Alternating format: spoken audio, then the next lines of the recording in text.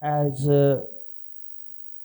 we had discussed before, that the goal of life as per Vedic teaching is to realize the self, understand the self, and then to reestablish, to understand its eternal relation with Sri Krishna and to reestablish that. So then the question here is how the concept of Atma is central to understanding of life. So Atma, as we know, is true self. It's eternal and beyond physical existence. And realizing this key to understanding of life and realizing this key or realizing this truth is actually key to understanding life. The concept of Atma or the self, this is central to understanding of life in Vedic teaching because Atma represents the true self, which is eternal and transcends physical existence. We are not this physical body. This physical body is a manifestation of this Panchamahabhut, air, ether, water, fire. So, this material body is manifested from this material Panchamahabhut, the five elements. Whereas we are the true me or true I is eternal being, which is not material in condition but is conditioned by material nature but is not material, is fully spiritual, beyond the grasp and beyond the material limitations. So, realizing the true self or the Atma is essential for understanding the nature of life and for achieving the liberation also. So, this realization transforms one perspective from identifying with this transitional material aspect of existence to recognizing the unchanging spiritual essence of the self. So, Atma, first thing, understanding the Atma, first thing we should understand that Atma is the true self. The Atma is innermost essence of any individual distinct from body, mind and ego. That's the basic thing we should understand. And it is pure consciousness that underlies and sustains all the experience and activities. Unlike the physical body, which is subjected to birth, death, old age, disease and different sufferings, the Atma is eternal, unchanging and indestructible, and it is the pure consciousness which is part and parcel of that absolute Chaitanya, absolute consciousness, which is pervading all around, which is all pervading. Actually, now in the study of quantum mechanism or quantum consciousness, in this quantum consciousness, these things are being explored more. So we can say that the people studying about quantum consciousness are actually now coming towards the teaching of Vedic knowledge or Vedic scriptures. So the Atma and the Brahma, this Brahma is all pervading and Atma is part and parcel of that Brahma. So as Vedic scriptures, particularly in Upanishads, teaches that Atma is identical with Brahma in its nature. So the Brahma is ultimate reality and this Atma being identical with that ultimate reality in the nature.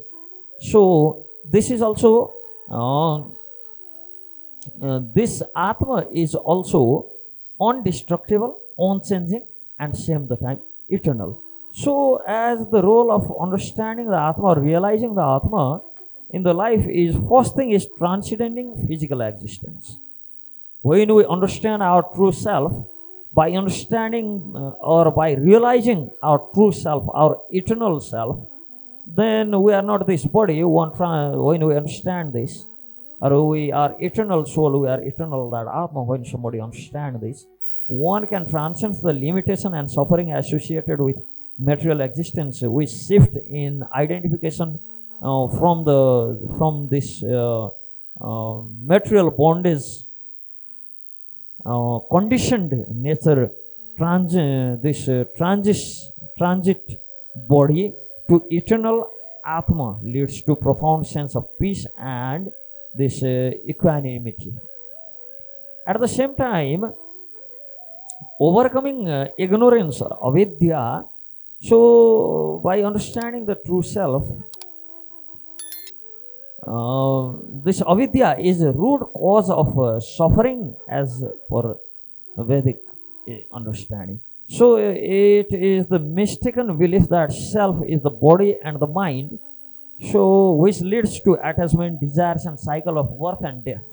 But if we realize the Atma, then this realization dispels all the ignorance, and we overcome this avidya and reveals the true nature of reality, which will establish us in eternal happiness and peace. So, as we discussed many times, we have this four pathway for realizing the Atma as Bhakti Yoga, the path of devotion, the foremost way in the age of Kali Yuga, especially Bhakti Yoga is considered more accessible and effective path of realizing Atma, and same time Bhakti Yoga focus on developing that pure love and devotion to Sri Krishna through the practice of chanting Mahamantra Hare Krishna, Krishna Krishna, Hare Hare, Hare Rama, Rama Rama, Hare Hare, and singing different hymns, practicing different rituals as based on Vedic scriptures. The devotee sees the divine presence in all the beings as a Paramatma and recognize the Atma as part of that Paramatma, and this path purifies the heart and mind, making it easier to perceive the true self. So the simplicity and emotional appeal of Bhakti Yoga makes it particularly situated, suited in this age, in this Kali Yuga. And there are other different ways like Jnana Yoga, Karma Yoga, Raja Yoga, which are also the prescribed method but are difficult, and sometimes by this way or that way are connected with that, ultimately connected with the bhakti. So we can see from Upanishad, from Srimad Bhagavad Gita and Srimad Bhagavatam, all these different scriptures, these Upanishads are rich in the teaching with the nature of self or the Atma, like Chandogya Upanishad says Tattvamasi, emphasizing the identity of individual soul with the universal Brahma or super soul. Brihadaranyaka Upanishad explores the nature of Atma in depth, asserting its eternal, pure and blissful that nature. At the same time, Bhagavad Gita, Bhagavan Krishna explains the nature of Atma to Arjuna, highlighting the immortality and indestructibility. Like Krishna says, the soul is never born nor does it die, neither it can be slain when body is slain, like Nainam Chindanti Shastrani, Nainam Dahati Pavaka, etc. All this sloka Bhagavad Gita explains, the Gita also explains the Bhakti Yoga as a supreme path, especially in this yoga in this age. So, by understanding the self, a person can always, by realizing the self or realizing the Atma, brings about a profound inner peace and stability, and one is no longer disturbed by the changing of circumstances in the life, because in the life every time there is change. The only the thing in this material world which never changes is its nature of ever changing. Otherwise everything in this material world keeps changing. So the realization of self or the Atma Sakshatkar provides a foundation of enduring happiness and this contentment. At the same time, we get understanding, when we understand or realize oneself as the true self, then it fosters detachment from the material desires and all different types of attachments. So this detachment doesn't mean renouncing the life, but rather engaging life with balance and equanimous mindset in the activities as a service to Lord. And at the same time, recognizing the Atma in oneself and others fosters compassion and sense of unity with everyone. so which brings real happiness, peace and prosperity in the society. So this understanding naturally leads to the selfless service and ethical conduct. So one sees all life as sacred as oneself and as interconnected with everyone.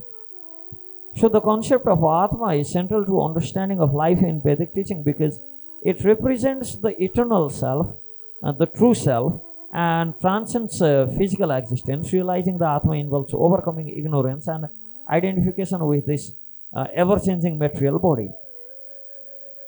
So this leads us to ultimate goal of moksha, liberation, or the attainment of Sri Krishna Prem.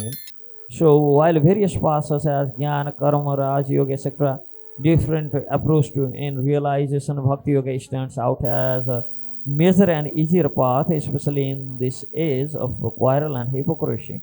So by understanding and experience the Atma through Bhakti, individual achieve profound inner peace, detachment and sense of unity with all life, fulfilling the highest purpose of existence as per Vedic tradition. Hare Krishna.